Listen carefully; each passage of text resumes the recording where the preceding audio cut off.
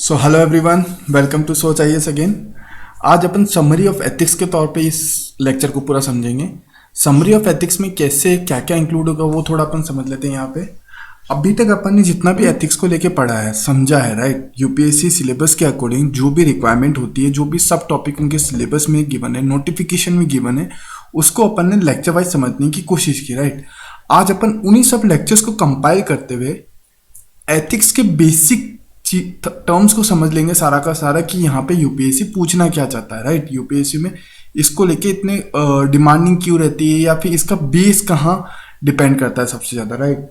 यहाँ पे आपको दो तीन चीज़ों का ध्यान रखना है कि ये बेसिक लेक्चर है। बेसिक मतलब कि यहाँ पे अपन ओवरऑल टॉपिक्स को डिस्कस करेंगे। यहाँ पे अपन केस स्टडीज इन्वॉल्व नहीं कर रहे हैं।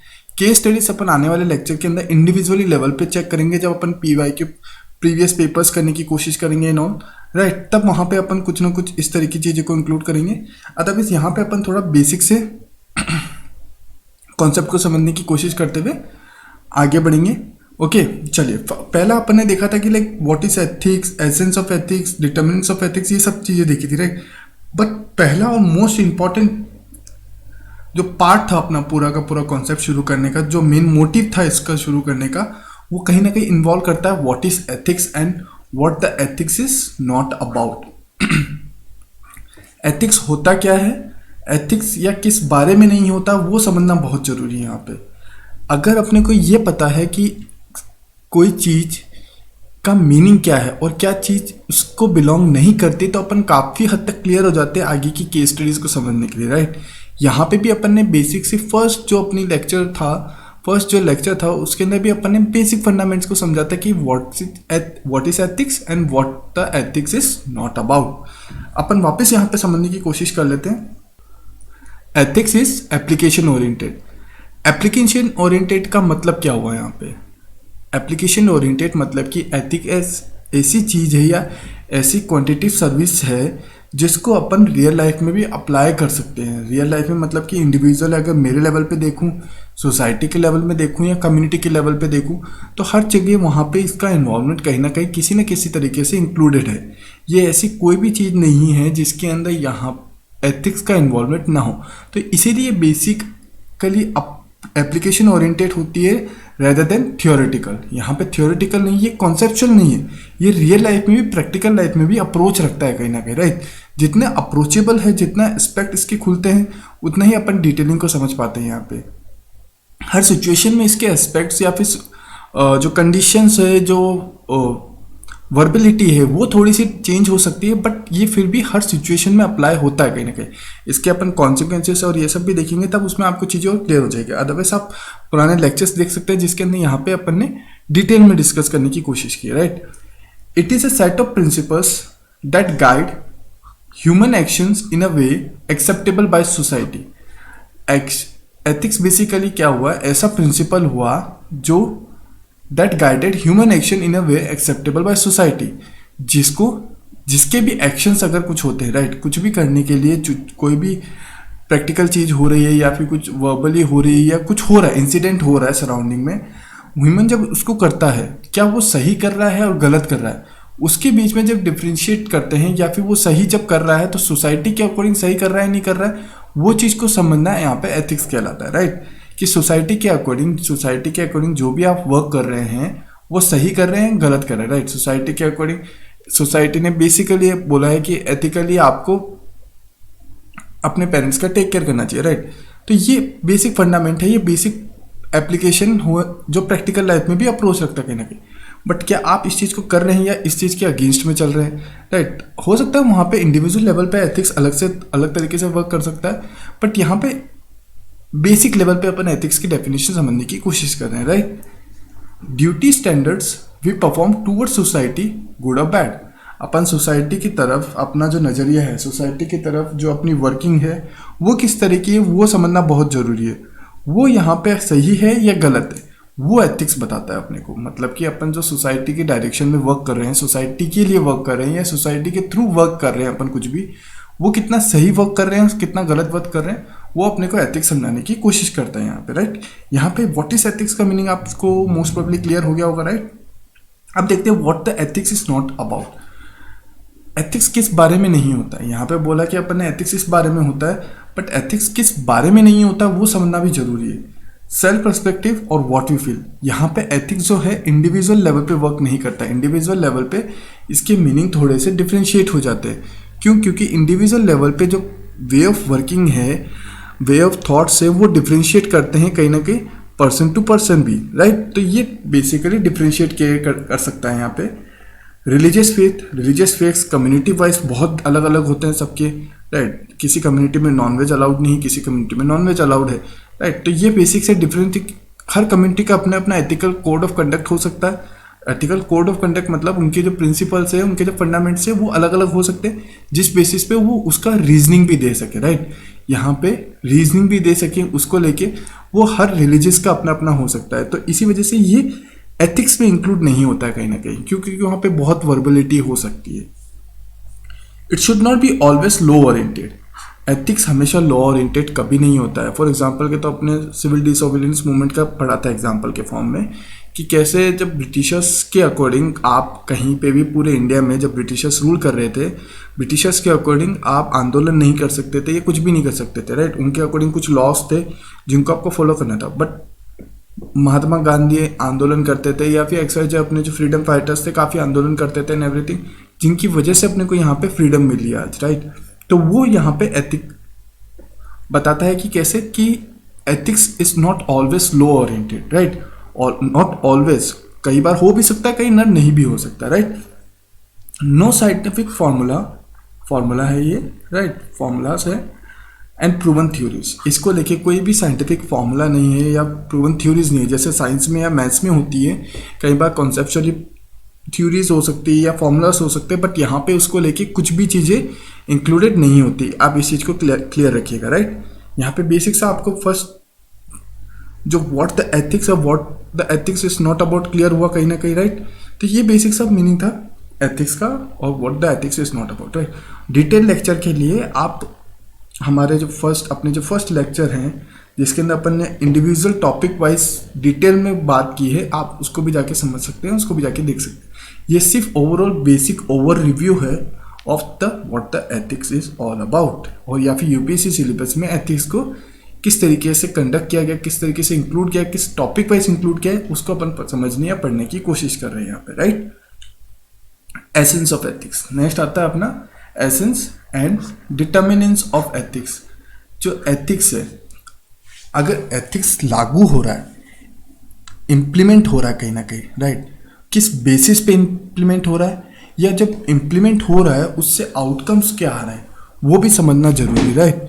या फिर एथिक्स किस वजह से इम्प्लीमेंट हो रहा है, अगर इन सब चीज़ों को नहीं समझेंगे तो उनका जो बेसिक पॉइंट्स है वो भी अपने को कहीं ना कहीं क्लियर नहीं होंगे यहाँ पे, राइट। तो ये फंडामेंट भी समझने बहुत जरूरी है। एसेंस ऑफ एथिक्स में अपन देखते हैं कि एथिक्स बनता कैसे है। बेसिकली एथिक्स पॉइंट्स या एथिक्स कोड ऑफ कंडक्ट या प्रिंसिपल्स कोई अगर पर्सन बनाता है या कोई ऑर्गेनाइजेशन बॉडी बनाती है तो किस बेसिस पे बनाती है। यहाँ पे अपन ने 3 पॉइंट्स देखे थे, thoughts, conduct and behaviour. Basically ethics जो होता है वो किस पॉइंट्स पे बनता है, थॉट्स से बनता है, मतलब माइंडसेट पे बनता है कि किस तरह के विचार आ रहे हैं, किस तरह की थिंकिंग पैटर्न या सोच डेवलप हो रही है, और किस तरीके से वर्किंग हो रही है, मतलब कि आपने कुछ सोचा और उस पर कैसे रिएक्ट किया, किस तरीके से वर्क किया, वो एथिकल मतलब कि एथिक्स को बताने का काम करता है। यहाँ पे एथिकल कोड ऑफ कंडक्ट को बताने का काम करता है, राइट। बिहेवियर में आपके किस तरीके पैटर्न बन रहे हैं वो एथिक्स बताता है कहीं ना कहीं कि आप सही तरफ डायरेक्शन में जा रहे हैं या गलत डायरेक्शन जा रहे हैं, राइट। तो ये बेसिक से एसेंस ऑफ एथिक्स है। इसकी डिटेलिंग वीडियो आप ऑलरेडी अपने चैनल पे इजीली सर्च करके या फिर प्लेलिस्ट के अंदर देख सकते हैं। Determinants of ethics, determinants of ethics मतलब कि एथिक्स जब बन गया, एथिक्स बनने के बाद उसके आउटकम्स क्या है या आउटकम क्या हो सकते हैं वो भी बहुत समझना जरूरी है, या आउटकम कहाँ कहाँ निकल सकते हैं वो चीज़ बहुत समझना जरूरी है। तो अपन ने बेसिकली लास्ट टाइम इसको 3 पार्ट्स में कल्चरल एंड सोशल नॉर्म्स के तौर पे डिवाइड किया था।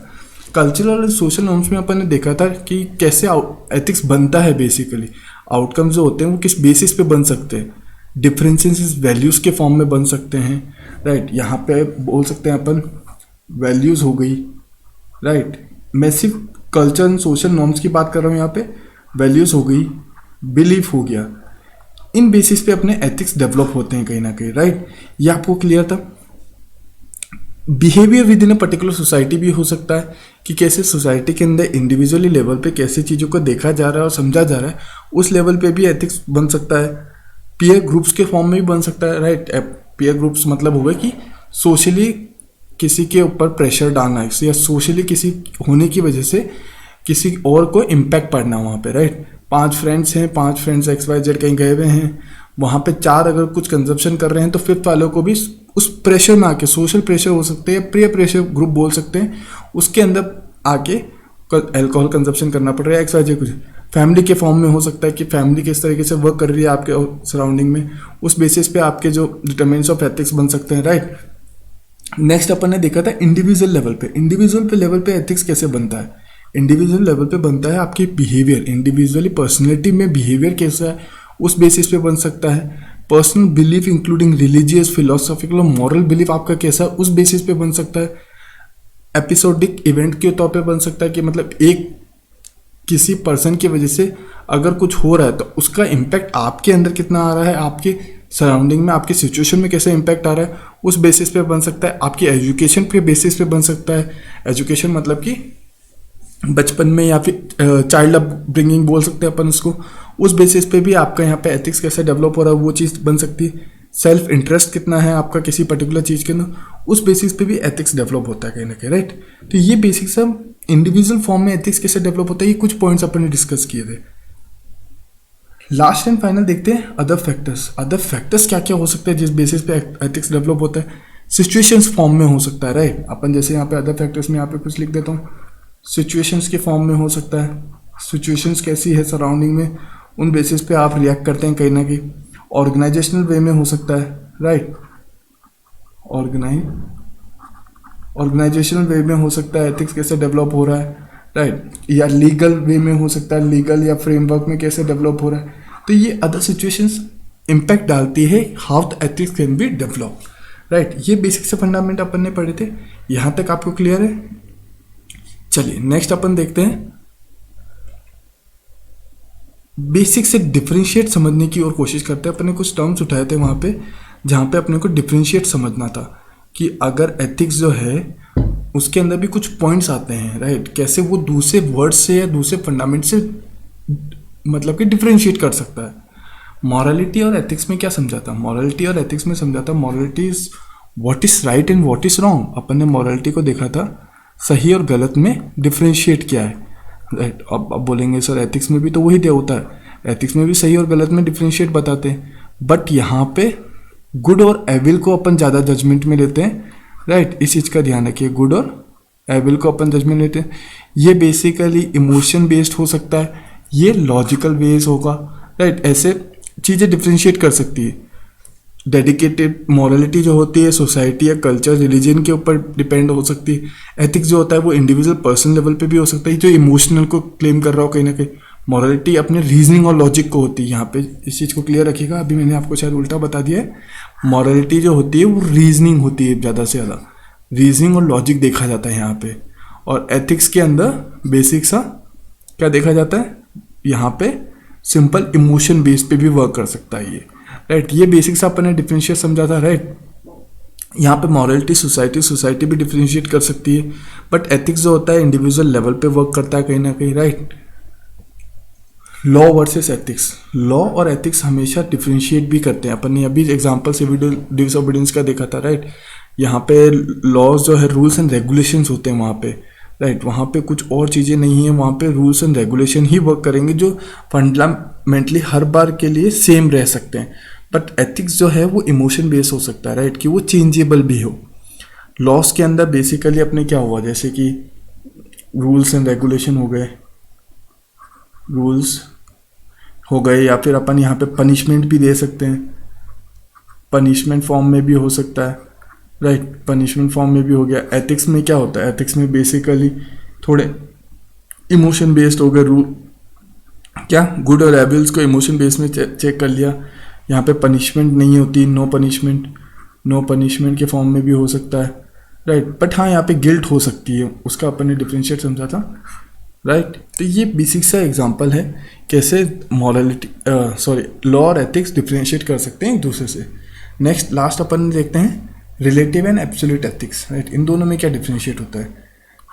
एब्सोल्यूट रिलेटिव एथिक्स की अगर मैं बात करूँ, it's an approximation to ideal according to the more और लेस परफेक्टली इन्वॉल्व, राइट। और एब्सोल्युटली में अगर बात करूँ, ideal code of conduct formulating the behaviour of the completely adapted human person in the complete evolve society. Society के अंदर completely जितना involve हो गया है वो एब्सोल्यूट में आ गया, और रिलेटिव में कुछ हद तक, नॉट कंप्लीटली, इंडिविजुअल लेवल पे कुछ हद तक इन्वॉल्वमेंट है, राइट। ये बेसिक सा डिफरेंशिएट अपन ने समझा था। इसकी स्ट्रेंथ हो सके, एब्सोल्यूट की स्ट्रेंथ अपन ने देखी थी, fix ethical code of conduct हो सकते हैं यहाँ पे, राइट। यहाँ पे रिलेटिव में देखा था कि इनकरेज और फ्लेक्सिबल भी हो सकते हैं कोड ऑफ कंडक्ट्स। तो ये बेसिक सा डिफरेंशिएट था एब्सोल्यूट और रिलेटिव और एब्सोल्यूट एथिक्स के अंदर, राइट। होपफुली आपको यहाँ पे क्लियर हो गए होंगे थोड़े फंडामेंट्स, राइट। चलिए तो अपन ना नेक्स्ट देखते हैं consequences of ethics, right. Ethics बन तो गया, एथिक्स सब कुछ हो गया, लेकिन उससे इम्पैक्ट क्या पड़ सकता है वो चीज़ समझना जरूरी है, राइट। इम्पैक्ट मतलब कि कितना असर सोसाइटी पे आ सकता है वो चीज़ समझना बहुत ज़रूरी है यहाँ पे। अगर वो चीज़ क्लियर नहीं होगी तो आपके जो एथिक्स की कंडीशंस है वो किस तरह की आप खुद ही एनालाइज नहीं कर पाएंगे कि वो सही है या गलत है, राइट। कॉन्सिक्वेंसेस ऑफ एथिक्स में अपन देखते हैं फर्स्ट इंडिविजुअल लेवल पे। इंडिविजुअल लेवल पे भी एथिक्स कहीं ना कहीं बहुत डीपली मेथड पे वर्क करता है। वो आपकी क्रेडिटिबिलिटी बढ़ा सकता है, कॉन्फिडेंस बढ़ा सकता है, सोशल कैपिटल को बढ़ाने में मदद कर सकता है, राइट। ये अपन ने कुछ पॉइंट्स पढ़े थे कि कैसे वो आपकी क्रेडिटिबिलिटी मतलब कि ट्रस्ट वर्दीनेस इन सबको डेवलप करता है, आपके मतलब कि आपके फियरलेस होने को भी प्रमोट करता है, तो आपके अंदर कॉन्फिडेंस बढ़ाता है थोड़ा बहुत, राइट। सोशल कैपिटल मतलब कि आपके नेटवर्क्स और रिलेशनशिप्स को भी स्ट्रॉन्ग करने का काम करता है। नेक्स्ट अपन देखते हैं ऑर्गेनाइजेशनल लेवल पे। ऑर्गेनाइजेशन लेवल पे कैसे वर्क करता है, ऑर्गेनाइजेशन में क्या इम्पैक्ट पड़ सकता है, ब्रांड इक्विटी के ऊपर इम्पैक्ट पड़ सकता है, एम्प्लॉयर के रिलेशनशिप में इम्पैक्ट पड़ सकता है, स्टेक होल्डर रिलेशनशिप्स में इम्पैक्ट पड़ सकता है, कैसे वो एक दूसरे के साथ या काफ़ी हद तक कैसे वो एक दूसरे के साथ इंक्लूडेड रहें, राइट। कैसे वो मर्ज रहें एथिकल वे में सही तरीके से, ताकि उनका जो रिलेशन है, उनकी जो वर्किंग है वो लॉन्ग टर्म तक वर्क करे। तो कैसे एथिक्स यहाँ पे वर्क कर सकता है वो चीज़ अपन ने समझने की कोशिश की थी। सोसाइटल लेवल में कैसे एथिक्स वर्क करता है वो चीज़ भी अपन ने समझने की कोशिश की थी कि कैसे सोसाइटल लेवल में एथिक्स किसी भी इंसान को ग्रीडी नहीं बनाता है, राइट। ग्रीडी मतलब कि लालचपन कम करता है no, less tension more peaceful, मतलब कि टेंशन कम से कम प्रोवाइड करना, मोर पीसफुल प्रोवाइड करना, इक्वालिटी एंड जस्टिस प्रोवाइड करना सराउंडिंग के अंदर, इन्वायरमेंट सस्टेनेबिलिटी को डेवलप करना। तो ये बेसिक से अपन ने कुछ फंडामेंट्स देखे थे कि कैसे एथिक्स के जो है कॉन्सिक्वेंसेस भी हो सकते हैं, मतलब कि इम्पैक्ट भी पड़ सकते हैं। ये कुछ पॉजिटिव देखे थे, नेगेटिव भी अपन ने देखे थे, राइट। कि कैसे मॉरल डिस्ट्रेस हो सकता है, पर्सनल सेक्रीफाइसेस हो सकते हैं, सोशल डिसरप्शन हो सकते हैं, मॉरल डायनामास या फिर डिसीजन मेकिंग चैलेंजेस आ सकते हैं लाइफ के अंदर। तो ये बेसिक से कुछ फंडामेंट्स अपन ने वहाँ पे पढ़े थे कि कैसे एथिक्स जो है सिर्फ सही तरीके से नहीं, उसके रॉन्ग तरीके से भी कुछ कॉन्सिक्वेंसेस या इम्पैक्ट हो सकते हैं अपने सोसाइटी के अंदर, जो इंडिविजुअल लेवल पे भी हो सकते हैं, ऑर्गेनाइजेशन लेवल पे भी हो सकते हैं, या फिर सोसाइटल लेवल पे भी हो सकते हैं, राइट। यहाँ पे आप सबको ये चीज़ क्लियर हो गई कहीं ना कहीं। चलिए नेक्स्ट देखते हैं अपन ethics in public life. Public life के अंदर एथिक्स कैसे इन्वॉल्व होता है उस चीज़ को अपन ने बहुत डेप्थ में समझने की कोशिश की थी, राइट। कि पब्लिक की ऑफ एथिक्स क्या है। अगर एथिक्स जो है पब्लिक लाइफ के अंदर, पब्लिक के मतलब कि सोसाइटी के अंदर वर्क कर रहा है तो किस तरीके से वर्क करता है, इंटीग्रिटी कैसी है, फेयरनेस कैसा है, जस्टिस कितना है, पब्लिक का इंटरेस्ट मतलब कि ओवरऑल सोसाइटी क्या चाहती है, रेस्पेक्ट फॉर ह्यूमन राइट्स है या नहीं है, वहाँ पे ट्रांसपेरेंसी है नहीं है, अकाउंटेबिलिटी है नहीं है, उस चीज़ को चेक करना बहुत इंपॉर्टेंट फैक्टर हो जाता है, राइट। तो ये बेसिक से फंडामेंट्स थे कि अपन ने पढ़े थे कि ये की पॉइंट्स है, की कंसिडरेशन है जिन वजह से पब्लिक लाइफ के अंदर एथिक्स वर्क करता है, या इन पॉइंट्स को लेते हुए एथिक्स डेवलप होता है सोसाइटी में, राइट। उसके हेड्स या सिचुएशंस अपन बोल सकते पढ़े थे कि इससे सेलिब्रिटी इम्पैक्ट डाल सकते हैं एथिकली सही और गलत तरीके से सोसाइटी में, राइट। एग्जाम्पल्स भी काफ़ी सारे देखे थे। पब्लिक ऑफिस कैसे इम्पैक्ट डाल सकते हैं, रेगुलेटर्स बॉडीज़ कैसे इम्पैक्ट डाल सकती है, यहाँ पे रेगुलेटर्स बॉडीज़ बोल सकता हूँ मैं, राइट, या ऑर्गेनाइजेशन बोल सकता हूँ, कॉमन मैन कैसे इम्पैक्ट डाल सकता है अपने सराउंडिंग में या पब्लिक लेवल के अंदर, उसके बारे में अपन ने डेप्थ में समझने की कोशिश की थी। सो ये बेसिक से फंडामेंट्स थे जहाँ पे अपन ने बेसिक पब्लिक एथिक्स क्या होता है वो चीज़ समझने की कोशिश की थी। यहाँ पे से मैं टर्म्स को यूज़ कर रहा हूँ ताकि आपको एक से क्विक रिवीजन के फॉर्म में हो सके कि एथिक्स में किस किस तरह की टर्म्स अपन ने पढ़ी थी और किस किस तरह की टर्म्स अपने को आंसर्स में इंक्लूड करने की कोशिश करनी कहीं ना कहीं, राइट। प्राइवेट की ऑफ एथिक्स क्या देखा था, पर्सनल लेवल पे इंटीग्रिटी कैसी है, रेस्पेक्ट फॉर अदर्स कैसा है, ऑनेस्टी कैसी है, ट्रस्टवर्दीनेस कैसा है, कॉन्फिडेंशियलिटी कैसी है, प्राइवेसी एंड सोशल रिस्पॉन्सिबिलिटी कैसी है, ये चीज़ समझना बहुत इंपॉर्टेंट था कहीं ना कहीं, राइट। अगर ये सब बेटर रहता है सोसाइटी के इंडिविजुअल लेवल पे, सोसाइटी लेवल पे नहीं, इंडिविजुअल लेवल पे, तो आप प्राइवेट में कैसे एथिक्स वर्क कर रहा है वो भी समझ पाते हैं यहाँ पे, राइट। सिचुएशन देखी थी कैसे आप डीलिंग विद सेल्फ कर रहे हो, खुद के साथ कैसे बिहेव कर रहे हो, खुद के साथ कितना सही तरीके से बिहेव करते हो, खुद के साथ कितना सच बोलते हैं या खुद के साथ किस तरीके से बिहेव करते हैं वो समझना बहुत ज़रूरी था। डीलिंग विद फ्रेंड चिल्ड्रंस हो गया, रिलेटिव्स हो गए, फ्रेंड्स हो गए, रिलेटिव्स मीन्स वाइफ हो सकती है, पेरेंट्स हो सकते हैं या फिर ब्रदर सिस्टर, कुछ भी, उनके साथ आप कैसे बिहेव कर रहे हैं, इम्पार्शियल होके कर रहे हैं, पार्शियल होके कर रहे हैं, तो वहाँ पे भी एथिक्स कहीं ना कहीं दिखता है आपके, राइट। प्राइवेट लाइफ के अंदर भी एथिक्स कहीं ना कहीं दिखता है इस तरीके से, राइट। नेक्स्ट अपन देखते हैं, अपन ने लास्ट टॉपिक पढ़ा था branches of ethics, descriptive ethics, normative ethics, Meta ethics और अप्लाइड एथिक्स। ये 4 तरह के एथिक्स अपन ने पढ़ने की कोशिश की थी वहाँ पे। डिस्क्रिप्टिव एथिक्स बेसिकली अपन ने क्या पढ़ा था, study of peoples value about morality and give general pattern of way of life of people in different time of community. हर एक डिफरेंट कम्युनिटीज़ के अंदर किस तरीके से मॉरलिटी या किस तरीके से पीपल्स के अंदर वैल्यूज डेवलप होती, उसको लेके अपन जब पढ़ते हैं तो वो डिस्क्रिप्टिव एथिक्स में इंक्लूड होता है कहीं ना कहीं, राइट। नॉर्मेटिव एथिक्स में अपन ने पढ़ा था कि कैसे जो what is the right thing to do, मतलब कि सही तरीका क्या है किसी भी चीज़ को करने का, वो यहाँ पे अपन डेप्थ में पढ़ते हैं, राइट। मेटा एथिक्स क्या होता है, मेटा एथिक्स बेसिकली होता है एथिकल प्रॉपर्टीज़ को या एटीट्यूड या जजमेंट्स को थोड़ा सा अपन स्टडी करने की कोशिश करते हैं, राइट। ये वो मेटा एथिक्स कहलाता है। अप्लाइड एथिक्स हो गया बेसिकली वो चीज़ जहाँ पे अपन स्पेसिफिक कंट्रोवर्शियल मॉरल इश्यूज़ को लेते हैं या उनको एनालाइज करने की कोशिश करते हैं क्या वो सही है या गलत, जैसे अबॉर्शंस, सुसाइडल हो गए, एनिमल राइट्स हो गए, यूथनेशिया हो गया, ये सही तरीके से वर्क कर रहे हैं नहीं कर रहे हैं एंड ऑल, राइट। तो ये बेसिक से कुछ ब्रांचेस ऑफ एथिक्स पढ़ी थी अपन ने। आप डेप्थ के अंदर जब भी समझना चाहें तो आप पुराने लेक्चर्स दे सकते हैं ताकि आपकी अंडरस्टैंडिंग बेटर हो सके, राइट। तो एट द एंड ये बेसिक सा फंडामेंट था कि what the ethics and summary of ethics is all about. Clear everyone? चलिए तो मिलते हैं आपसे नेक्स्ट वीडियो के अंदर। Till that time thank you everyone, take care, bye bye.